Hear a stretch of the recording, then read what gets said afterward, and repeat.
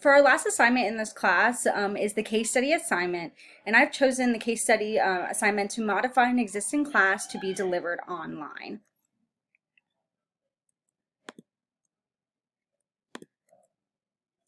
Some background information about this. So it is a college course on difficult conversations, and for the last 3 years it has been taught in a face-to-face traditional setting. So the school administration and myself, since I work for the small college, wants to move the course from being taught in a face-to-face setting to entirely online. I will be using Bennett's Stages of Diversity and Intercultural Sensitivity model to inform the design of the course materials from an in-person class to an online course. The goal is for this to be done in about 3 months in order to have a buffer month, because in 4 months' time, this class will be able for people to schedule and take. Some of my goals for overhauling the new course are to use the HRD model, with a focus on Bennett's intercultural sensitivity model and stages of diversity. It is my goal to overhaul the current course curriculum so it can not only be taught in an online setting, but also the information in the course is updated with current language and information that is more culturally relevant and socially conscious. As the slide says, we'll be replacing any of the old or outdated information with new information. In using the HRD model with a focus on Bennett's intercultural sensitivity model, I wanted to go through it just to make sure we have a perfect understanding of what it is and how I'm going to be using it. So I just want to provide a little bit of background information. The Bennett model, also known as the Bennett scale of intercultural sensitivity, which originally developed in 1986 and has since gone through some revisions. It describes standard ways in which people experience, interpret, interact across different cultures. Not only this, but it also makes a point for ways people can understand and appreciate other cultures' differences. There are 6 stages to this model. Okay, there are 6 stages to the Bennett development model of intercultural sensitivity. The first is denial, the second defense, then minimization, acceptance, adaptation, and integration. In addition to this, to fully understand the model, it is important to define ethnocentrism and ethnorelativism. Bennett uses the term ethnocentrism to describe the beliefs and behaviors that people experience in their primary lives that are unquestioned. They just think that this is the way things are. Moving forward through the stages, there becomes a shift to ethnorelativism. Bennett defines this as basically the opposite, that one's beliefs and behaviors are just one of many out there, and there's more than one cultural view. There's more one way to view, society as a whole, and it's not just one individual experience, it's a large group of experiences. In order to create the new online course with the new socially relevant material following the Bennett scale, I will be following the HRD model. This will ensure I have completed the proper analysis of the situation and determine the best course of action, and develop the proper course materials, implement them, and then evaluate them. And the analysis of the current situation will show there is a need to overhaul because the information of the course is outdated. It is necessary to revise the course curriculum, especially since the topic is difficult conversations. The learners have a knowledge gap because the current course covers topics that are old and have since evolved, since our social climate is constantly changing. In this phase, we take into consideration Bennett's stages. It is important to address which stage the current course curriculum stands in order to move forward through the stages to ensure that the new information added to the course reflects an ethno-relativism view. In the design phase, a strategy is created for how to approach the new course material, reviewing the old material and seeing what can be kept and what can be removed. Designing the online course is also an imperative portion to this step. So as I mentioned earlier that this course was originally taught in a face-to-face setting, it is now going to be taught in an online setting. So a lot of the course materials that potentially were used may be fitted for an in-person class and now need to be fitted for an online class.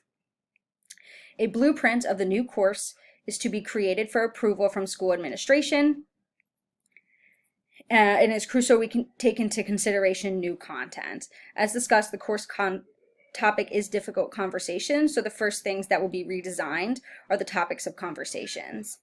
In our class reading by Caffarella, it is highlighted that establishing learning objectives for adult learners is increasingly important.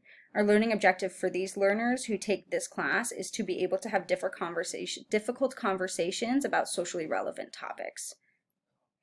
Moving forward to the development phase, a new course will be created, and the course materials for the lecture, the learner's homework, take-home reading materials, as well as instructional materials for the professor.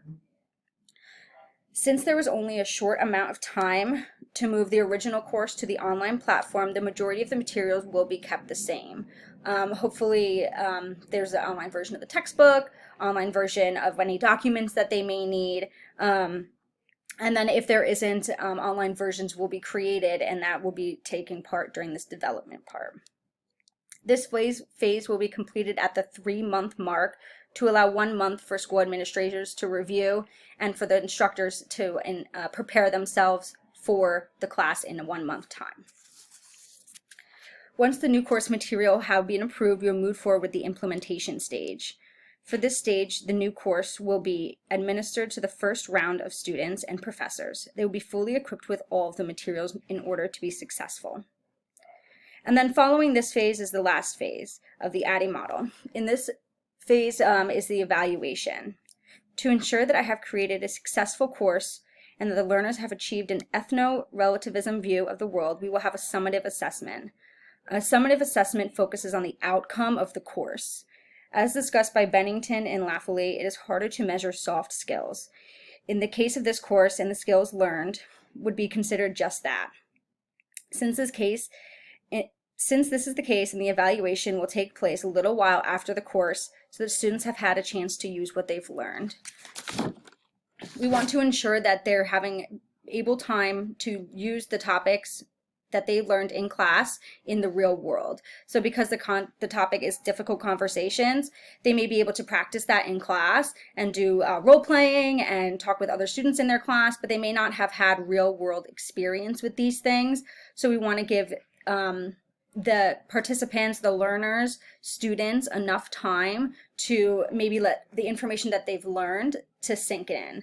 Once that has happened, a few months down the road, we can reevaluate, take the evaluation, which is what the students are going to be meeting with the professor to discuss anything that they think that they learned in the class, how they've used what they've learned, and then moving forward to making changes if necessary based on the evaluation prior to the next semester happening.